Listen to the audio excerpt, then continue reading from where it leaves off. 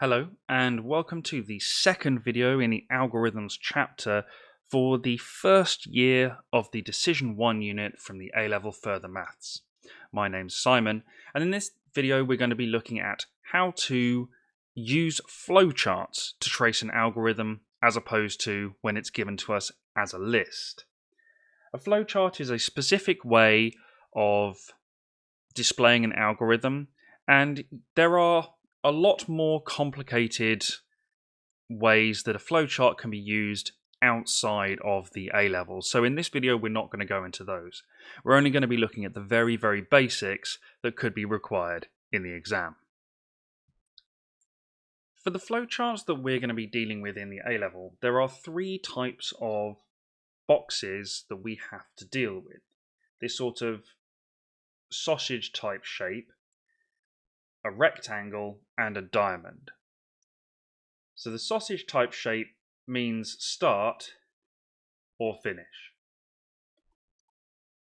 Sometimes it'll just have the word start in there. Sometimes it'll have an instruction, and likewise with finish. But usually it's the box that tells you the start of the algorithm, and that's all it does.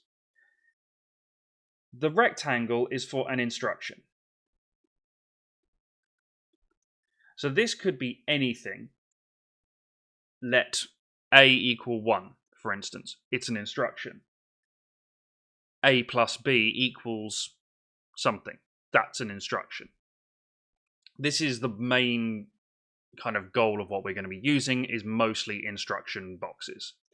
The last one is for a decision or a question.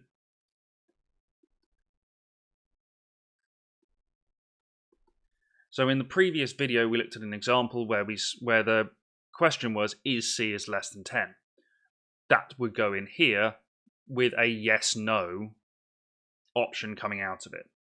Now these flowcharts, all of these boxes are connected by arrows to tell you the direction in which to move.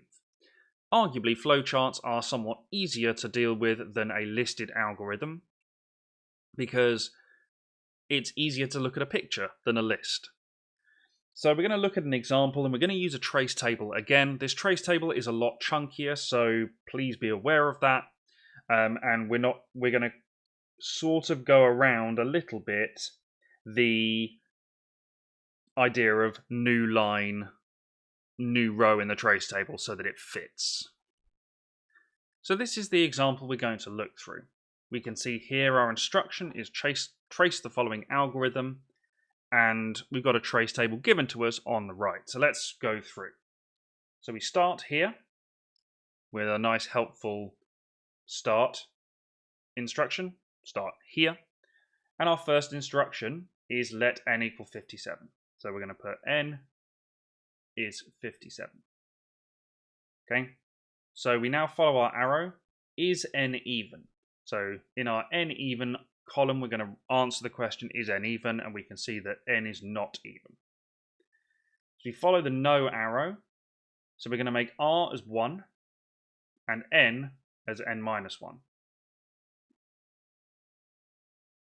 Okay. So because these are in the same instruction box, I'm writing them on the same line. You don't need to. You can write them on different lines. But usually that's kind of the space they've given us in the trace table. It allows us to do that. So we then write r to the left of any numbers written so far. So r is we've 1 because we've not got any numbers written down so far. So that's our first one. And then we make n over 2.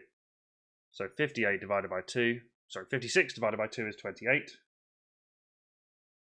And we're nearly done. So our last option is n equal 0? Yes or no? N is not 0 because it's 28. So we go back to the start. So that's one iteration of our algorithm. And then you start again. So is n even? Yes, n is even. So now we just make r 0. We write r to the left of any numbers written so far. So we've got 0, 1. And then we make n over 2. Is n 0? No. So we repeat. So I'd like you to pause the video now, have a go yourself, and then check with my answer to see whether you're right. So this is what your trace table should look like. The most common error with this one is students missing this last 0, because we have, when we get to n is 0, from this box, we write r to the left of any numbers written so far. We then divide n by 2, 0 divided by 0 divided by 2 is 0. Before we check whether to stop or not. So this is a really important step and could lose you marks in the exam if you forget to do it, so be careful.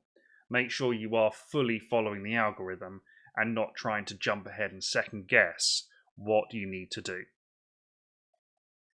So now, again, we need to figure out the purpose of the algorithm, and it should be familiar, even if you're not into computer science or know a lot about it, you should be able to infer from the type of answer we get what this algorithm is doing.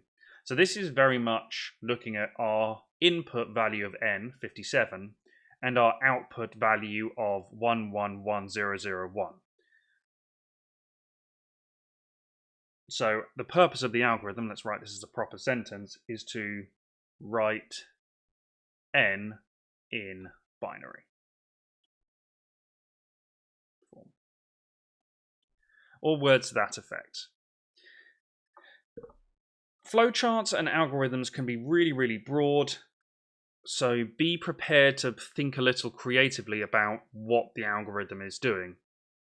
But ones like this, or ones where you only have one print value, it's very much looking at the number or numbers you put in and the number or numbers you get out. And it might be something like common factors, highest common factor, lowest common multiple, that kind of thing. So think about the rules of numbers that you looked at school and use those.